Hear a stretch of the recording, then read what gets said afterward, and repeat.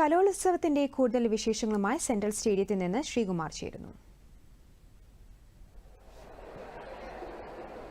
ശ്രീകുമാർ, എന്തൊക്കെയാണ് അവിടെ നിന്ന് ലഭിക്കുന്ന ഏറ്റവും ഒടുവിലത്തെ റിപ്പോർട്ട്?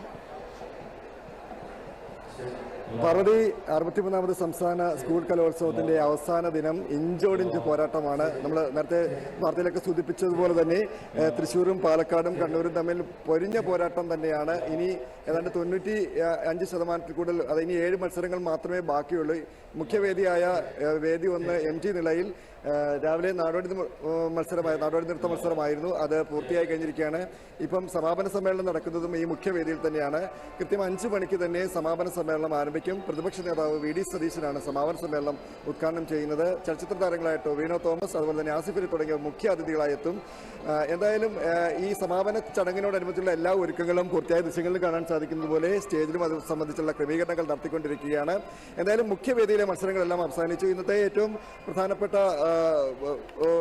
പ്രധാനപ്പെട്ട കാര്യം വെച്ചാൽ മറ്റ് വിവിധ സ്റ്റേജുകളിൽ നേരത്തെ പുതുതായി ഉൾപ്പെടുത്തിയ 5 മത്സര ഇനങ്ങളിൽ 2 ഉണ്ടായിരുന്നു.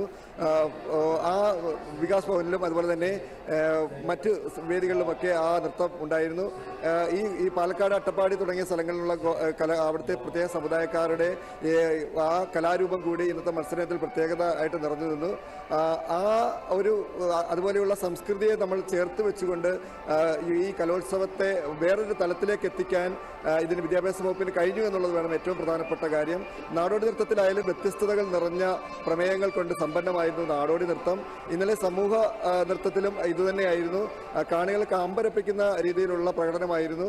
അങ്ങനെ ഏതാണ്ട് 249 ഇനങ്ങൾ, അതായത് 25 വേദികളിലായി നടന്ന കഴിഞ്ഞ 5 ദിവസമായി നടക്കുന്ന ഈ ഒരു മേള അതിന്റെ സംഘാടന മികവ് കൊണ്ടും അതുപോലെ തന്നെ ആ ആൾക്കാരുടെ ഒരു സ്വീകാര്യത കൊണ്ടും ഒക്കെ ശ്രദ്ധേയമായി കഴിഞ്ഞിരിക്കുകയാണ് 63ാമത് സംസ്ഥാന സ്കൂൾ കലോത്സവം.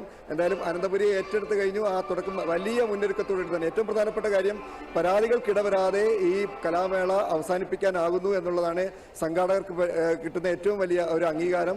ഒരു പരാതിയുമില്ലാതെ എല്ലാവരെയും ഒരുമിച്ച് നിർത്തിക്കൊണ്ട് വിവിധ അധ്യാപക സംഘടനകളെയും രാഷ്ട്രീയ പാർട്ടികളെയും ഒക്കെ ചേർത്ത് നിർത്തിക്കൊണ്ട് സംസ്ഥാന വിദ്യാഭ്യാസ വകുപ്പ് നടത്തിയ ഒരു പ്രവർത്തനം അത് ശ്ലാഘനീയമാണ്. അത് ഇതര പ്രതിപക്ഷ പാർട്ടികൾ പോലും അംഗീകരിച്ച ഒരു കാര്യം കൂടിയാണ്. എന്തായാലും വിദ്യാഭ്യാസ മന്ത്രി നേരിട്ട് തന്നെയാണ് എല്ലാ കാര്യങ്ങളിലും ഇടപെടുന്നത്.